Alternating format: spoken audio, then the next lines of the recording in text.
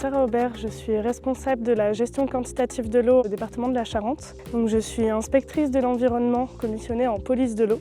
Moi, dans mes missions, je m'occupe de tout ce qui est quantité d'eau au niveau naturel. Je m'occupe du suivi du débit des cours d'eau, suivi de la hauteur des nappes phréatiques. C'est moi qui suis en charge de coordonner les restrictions sécheresse qui sont prises tout au long de l'été. J'ai également des missions de police dans le cadre de la surveillance de la mise en œuvre de ces restrictions sécheresse. Aujourd'hui, on est allé contrôler sur le bassin de l'Auge parce que c'est un bassin en grand déficit quantitatif sur le bassin de la Charente. C'est un bassin qui a eu des restrictions particulièrement tôt cette année et particulièrement fortes. Donc on a décidé de commencer les contrôles par ce bassin-là pour montrer notre présence sur le territoire et pour vérifier que tout le monde respecte bien les restrictions pour maintenir au mieux l'état actuel du milieu. Dans le cadre de mes missions de police de l'eau, je suis chargée des restrictions sécheresse, donc je contrôle principalement les restrictions qui concernent les irrigants agricoles. Là aujourd'hui sur le bassin de l'Auge, on est en alerte renforcée, ce qui veut dire que les agriculteurs sont restreints